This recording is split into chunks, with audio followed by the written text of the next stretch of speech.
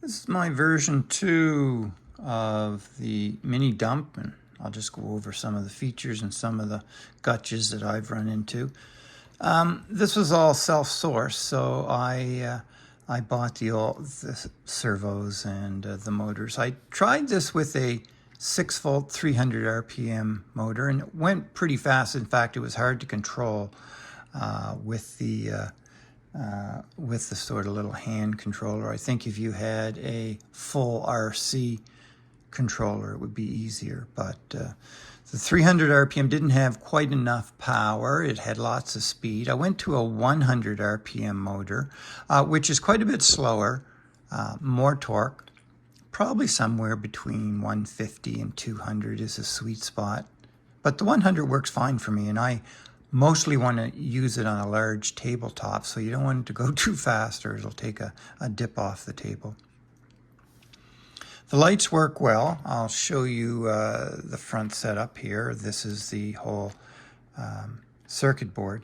And what's nice is you can just plug in your USB right here. As long as your jack is in the off position, it won't affect the charging of this. This goes from, I think, red to blue. Blue when it's fully charged. I don't think it's green, at least not on mine. I made a little different type of connection for this. I know I was talking with John. We looked at a few different, he was looking at a few different latch situations. This one uses magnets and just clips. Really nice. They're 5 millimeter by about 2.7. They grab surprisingly well. I'm surprised how well they snap down. So that's one option if you do it yourself. And I'm sure John will look at that if that's an option. The wires here, if you'll notice, I have, and I'll see if I can zoom in a little bit here.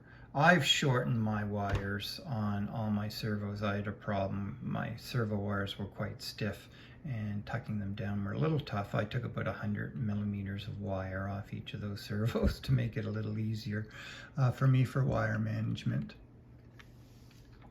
Some things you want to make sure of is just that everything can move well.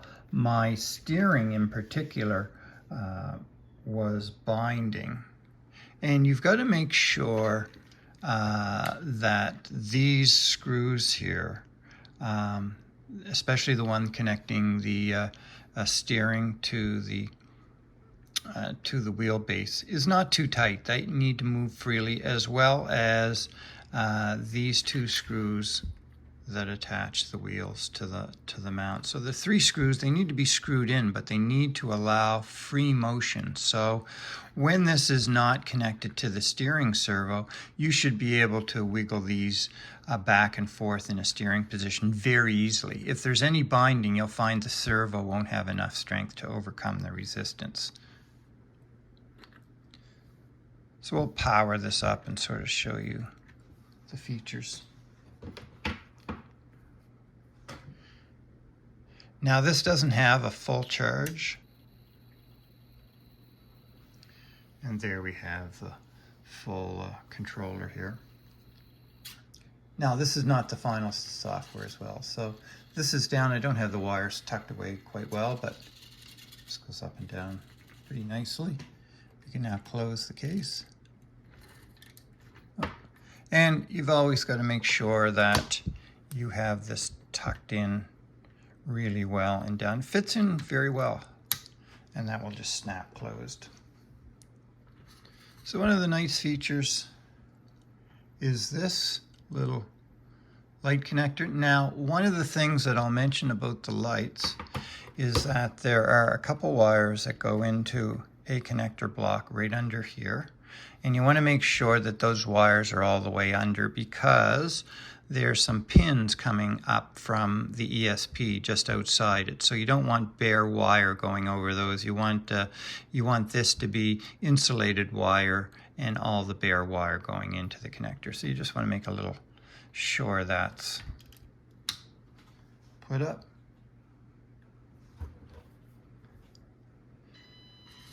So this is going back and forth. Makes a little bit of a noise when it's on low speed. Works really well. So we're going to try to back this up and into our trailer. We need to open this all the way up. We'll go back. Put this down, and boom. We are hooked in, and away we go. Works really nice. And we'll look at loading our little skiddy on this. You may hear a little whine from the engine if you are just very low amount of power. It doesn't have enough power to move, so just move that back to middle so it's not drawing any current. You'll also find that from the servo. If the steering servo seems to be straining a little bit, you'll hear a little noise. You can just move it back to a neutral position.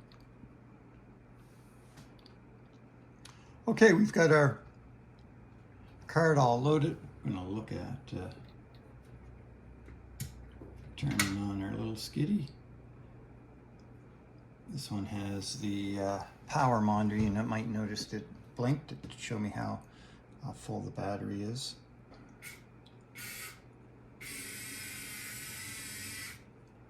Yeah, as John mentioned, I'm cheating a little bit. I've got the rubber tires on here from my rubber remix, and they work really well. I'll just lower this a little bit. This helps. This helps the skiddy get on. There we go. And we're fully loaded. And we'll go back to one of the things I sometimes like to do is to raise this, and just, this will actually sort of lock in here under catch some of the pins. Oops, but I'm hitting the side a little bit. There we go. And you can control backing up, of course, a lot more difficult than going forward.